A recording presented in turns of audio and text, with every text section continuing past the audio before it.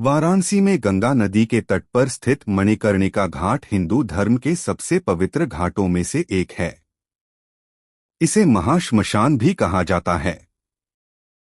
यहाँ की कहानी पौराणिक महत्व से भरी हुई है और इसका संबंध सीधे तौर पर भगवान शिव और माता पार्वती से है। पौराणिक कथाएं। मणिकर्णिका घाट के नाम और महत्व से जुड़ी दो मुख्य कथाएं प्रचलित हैं। कर्णफूल कुंडल की कथा। एक कथा के अनुसार भगवान शिव और माता पार्वती स्नान के लिए यहाँ बने कुंड, जिसे बाद में मणिकर्णिका कुंड कहा गया, में आए थे। स्नान के दौरान माता पार्वती का एक कीमती कर्णफूल, कान की बालिया मणि, कुंड में गिर गया।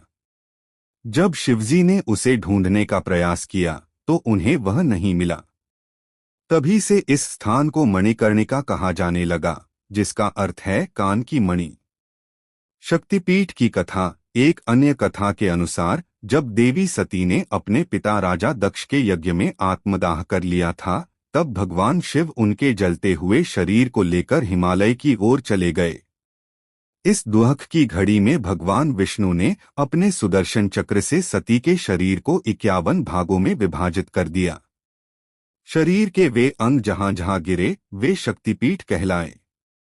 माना जाता है कि इसी घाट पर माता सती के कान की बाली मणिकर्णिका गिरी थी, जिससे यह स्थान एक शक्तिपीठ के रूप में स्थापित हुआ। धार्मिक महत्व। मणिकर्णिका घाट को मोक्ष या मुक्ति का प्रवेश द्वार माना जाता है।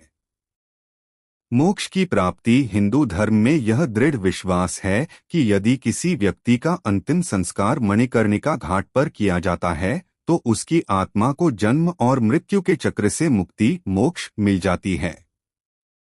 भगवान शिव का वरदान। कहा जाता है कि यहाँ स्वयं भगवान शिव मृत आत्मा के कान में तारक मंत्र का उच्चारण करते हैं, जिससे आत्मा को मुक्ति का मार्ग मिलता है।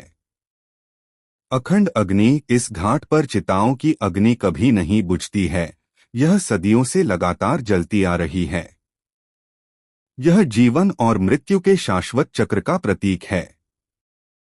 यह घाट जीवन की क्षणभंगुरता और आध्यात्मिकता की गहन खोज का एक शक्तिशाली और अनूठा प्रतीक है।